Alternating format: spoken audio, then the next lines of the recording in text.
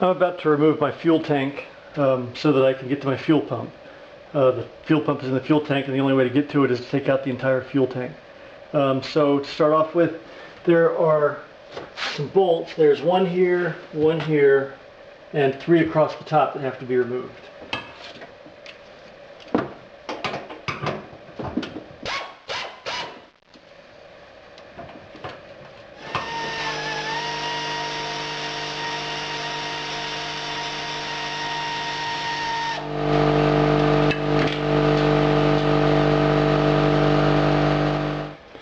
Now these bolts, these Torx screws around the fuel filler pipe retaining plate have to be removed. There's 3 of them. And then once they're removed, this thing just comes right off. I guess that's attached to it, so I gotta take that off too.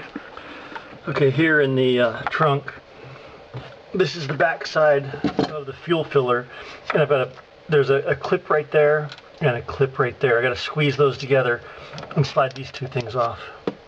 I'm not going to be able to hold the camera and do it, so I'll come back in a minute. Okay, now I've got that thing disconnected, and then this plug right here has to be unplugged. And then it also looks like there is a ground wire that goes right here to the fuel tank. I guess I can disconnect it right here. I'll just disconnect that ground wire so I can pull that out. And then this will come out somehow, but I haven't figured that out yet. Now over here on the right side of the fuel tank, there's an electrical connector that needs to be unplugged. And the rest of it just stays attached to the fuel tank, I believe. Alright, the next thing the instructions said to do was to disconnect this clamp right here. And it's going to be hard to show you without messing up the light, but this is a type of clamp I wasn't really familiar with, but by just grabbing it with a pair of pliers and squeezing at that point, and then sticking a screwdriver in right behind where I'm grabbing with the pliers and kind of twisting the screwdriver, that little joint comes apart, and it just came apart. So I've got that thing disconnected. It was easier than I thought it was going to be. I thought I was going to have to cut it off and then put a hose clamp on it. Okay, for this next part, I've got the car jacked up because I got to get underneath it. I've got it sitting on jack stands, but the manual says to use a special tool to release the fuel line. Another member on Jag forums, he came up with this great idea of, instead of buying a special tool, which is still apparently kind of difficult to use, he made his own out of a piece of 1/2-inch PVC conduit, which is what I've got here. I put it on a bandsaw, and I cut off half of it, and then I'm going to heat it up with the heat gun. I'm going to mold this into a circle because this gets very flexible when it's heated. In fact, this is 10mm pipes. Probably what I'm going to do is put a 10mm drill bit in my vise, and then mold this around the drill bit. And then once I've done that, I'll kind of chamfer the edge here so that it'll slide right in. And that way, this allows this to slide up over the fuel line, and then I can push it up in there to release the connection where it goes into the fuel tank. I'll show you what it looks like when I'm done. Okay, here's the finished product. It's not perfect, but I think it's going to serve the purpose that I want to do. One thing I'm worried about, it's kind of thick, so I might end up having to take it back to the disc sander and just make it thinner all around there. But I chamfered the edge there so it'll slide up into the cavity it's supposed to go into, and I think it's going to work, but we'll see here in just a minute. This is the part I hate. I got to get under the car. I've got a fire extinguisher nearby because I'm going to be pulling the fuel line, and I know that some fuel is going to drain out. I've got the fuel tank almost completely empty, but there's probably still a gallon left in there. And I've got a bucket right here to catch the fuel that does come out, but I got to get under the car, and I don't want to do that. But here we go. Where I'm going, right up here, it's kind of dark. Let me turn on the light. Somewhere right up here, above the differential, you'll be able to see the fuel line going in. When I get under there, I'll show you better, but it's somewhere right up there underneath the differential. That's where the fuel line is. And this is a 2003. On the 2003 and newer cars, there's just a single fuel line. On the 2002 and older cars, I think there's 2 fuel lines. There's a supply line and a return line. The newer cars don't have the return line. Okay. This is very awkward here, but here's the back of the car. There's the back tire. You can see where I am. Right there's the differential, and right up there, way up there. Oh, I don't need to be zooming in. Right there, that's the fuel line right there, going into the fuel tank. Actually, my camera's too close and I got bad eyes. I can't tell what I'm looking at. I hope you're looking at what I think you're looking at. Let me see. Yeah. Yeah, it sucks getting old, man. I'm 45 years old. I need reading glasses already. And stuff is too close for me to read. So anyway, that right there is the fuel line. And I'm going to take that piece that I've made and I'm going to slide it way. I can't imagine doing this with the little tool that Jaguar says to use. How do you get your hand up there? Anyway, I'm going to take that piece. I'm going to try to slide it over the fuel line there and release the fuel line. I got to get a hand up there to pull it out, though. This is going to be tough. Oh my goodness. I didn't want to do this. All right. Success at last. Trying to show you where that is. Why am I having such a hard time getting to it? It's right up there. How come I can't even see it on the screen here? Because my eyes are so bad. Back out with the light on it. Anyway, I think that's it right there in the middle of the screen. I finally got it done by, I'll show you what I did here. I had to modify this thing several times, and here's the final shape. I had to take it, I've got a disc sander, and I sanded it down so that the tip of it here was a lot narrower, because the plastic was too thick to fit up in the hole. And the way this thing, well, I can't really explain the way it works. But anyway, once I got this up in the hole, I took a rubber mallet and I tapped on this end of it to tap it up in there nice and snug. And once it was tapped up in there, I was able to grab the actual fuel line with my fist, and I actually could fit my hand up in there, believe it or not. It's really tight space. But I grabbed it with my hand, and I was able to pull the fuel line out, and it all jerked out all at once. And so it probably took me half an hour, 45 minutes to get it done. But this split thing right here was great, because I didn't have to use that little tool that you have to squeeze your hand up in there to get to it. And anyway, I'm blabbering. Okay, what I was trying to say a minute ago was that the way that connection works inside the fuel line connector thing, there's a little piece that is spring-loaded and it needs to be pushed to the side, and it's like a wedge. And when you push the fuel line up into it, it's kind of hard for me to explain, but when you push the fuel line up into it, it moves to the side and then snaps back in place. And so by sticking this up in there, you only have to be pushing it to one side. The normal ones, they're circular, but that's just because they don't know which way the fuel line, the fuel connector is facing. But by sticking this up in there and trying it in different positions, I was able to find the way that pushed the connector to the side that was the way it needed to go. And then once it was pushed to the side, I was able to pull the fuel line out. I'm going to leave this part out of the video because it's just stupid. Okay, now that I have the fuel line disconnected on the bottom side, I can pull the tank out.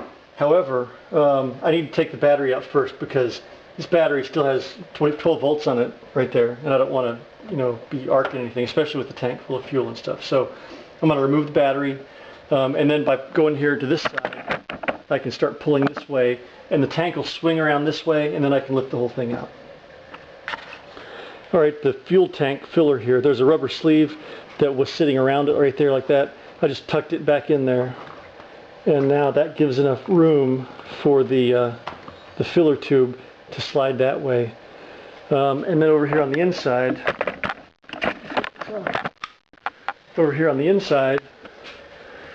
another member on JaguarForums.com said to be really careful of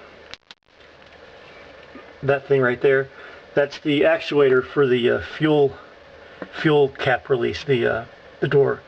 And when you're swinging this thing forward, he said that when he did it, he broke that. So I just need to be careful not to bang into that. If it looks like it's going to be in the way, I can just remove it by taking out these two screws right there. But that's it. I'm ready to start pulling the tank out. Alright, so I've still got it up on jacks. The manual says to lower it, but I don't want to have to take it off the jack stands and put it back up. So I'm going to try to remove it with it up on the jack stands. Depending on how heavy it is. If it's too heavy, I might lower it.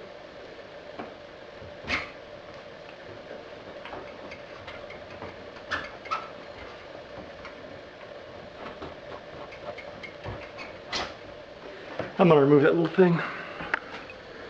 Actually, this thing removed even easier than I thought it would. This piece right here is on the outside in the fuel filler door, and this is on the inside, and this is just like a little quarter turn fastener. It doesn't even, it's not even like it bolts on, it's just a little quarter turn and it slides right off. So I got that thing removed. Now everything's out of the way. This should be easy to pull the tank out now. So here it goes, let's see what happens.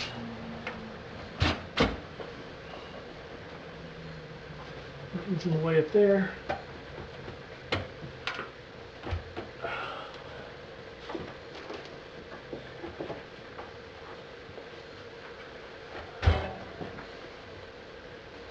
This is in the way. Maybe I can get around it. This is the, looks like the drain hose that goes from underneath the trunk or something. Trunk lid. It looks like there's a drain hose that goes back up in there or something. I'm still stuck on something. Alright, let me figure out what's going on. Okay, I don't know why this thing is being such a bear to get out, but it seems to be getting caught on something. I don't know what it is, but I've got it pulled out enough that I can get to the fuel pump. This is the fuel pump assembly sitting there right on top. So I think that's as far as I want to pull out the tank, and now I'm going to disconnect these hoses and pull the fuel pump out. Alright, I was having a heck of a time getting these hoses off of the whatever they go to here. And then I realized there's a ring that holds everything in place. I thought the entire thing needed to rotate, but the ring is separate. So I just took a screwdriver and a mallet and I hammered on it until the ring popped loose. And now that the ring is loose, this thing right here will lift out, and I can take those hoses off as I'm lifting it out. Alright, as I was pulling it out, I was able to get that hose loose. It was still a pain in the ass, but I was able to get it. I'm going to lose that little ring there. And then, looks like there's an electrical connector on here, which I can disconnect. Maybe I can't disconnect it.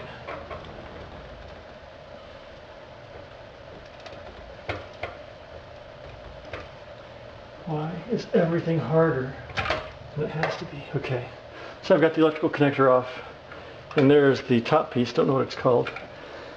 And down inside there is my fuel pump, along with a heck of a lot more gasoline than I thought would be in there. Alright, now somehow I gotta get that fuel pump out of there.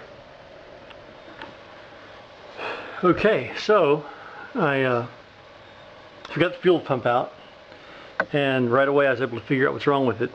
I disconnected this thing. This is this little piece right here. That's the actual check valve, and it slides into this thing. There's a little black thing. It's a little Vicon seal, and it's supposed to slide all the way in there, and it'll go in actually further than that. It'll go in. Well, I can't do it right now, of course. It'll go in that far. It's not connected right, but it'll go in that far.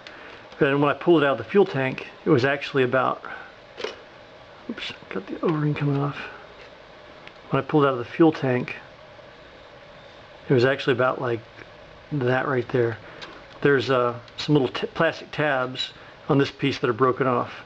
And so over time, in fact, I can feel this one over here. This one feels like it's about to break off too. So I've got to figure out a way to put this back together and make it stay in one piece. I don't know, maybe I'll use some JV weld or something. I don't know, I'll figure out something that'll hold in the fuel tank and not contaminate the fuel and won't break down in the fuel. And I'll just put that all back together, and hopefully I will have saved myself $700 or $800 on a new fuel pump. Okay, I didn't use JV weld. I did even better. I used baling wire. Actually, it's not baling wire. It's this stuff right here. This is safety wire. It's used on airplanes. It's basically stainless steel wire that's used to secure bolts and stuff. Bolts have little holes in them, and everything is secured with the safety wire so the bolts don't come undone.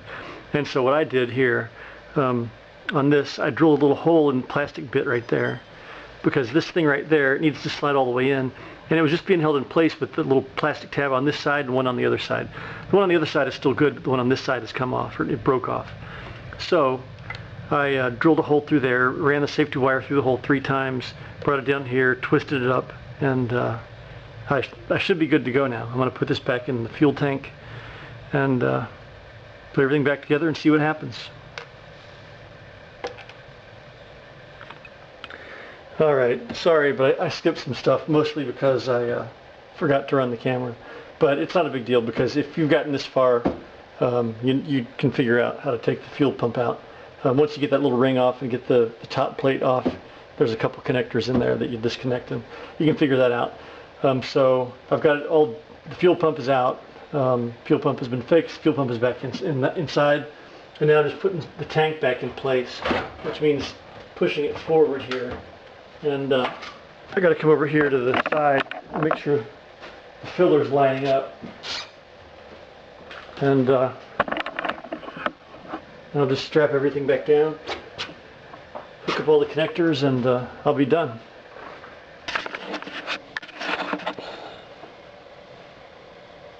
So I went up to the car to hook the fuel line back up. Of course, I've already strapped everything down inside. I've got all the bolts in, everything's good. The last thing to do is to plug the fuel line in underneath, which is supposed to be super simple. All I got to do is like push it up into the hole and it automatically latches. Except when I get under there, apparently there's like some kind of covering on the underside of the tank, or maybe it's on the bottom side where the tank sits. And when I push the tank back in, it pushed the covering back up, and now it's covering the hole where the fuel line is supposed to go. So I got to figure out how to resolve this problem. Okay, I don't know. I'll try to keep the light on it. But right there, that's the fuel line. There it is. That's the fuel line right there in the middle. And it was really easy to push back in. The fabric that was, I guess, lined at the bottom of the fuel tank, or it's on the whatever the fuel tank sits on. The fabric was really easy to just, I just like a long screwdriver up there and just kind of mangled the fabric and pushed it out of the way. And then once the fabric was out of the way, I could easily slide the fuel line in. But the fuel line is now in, and everything should be finished, and I should be able to start the car now.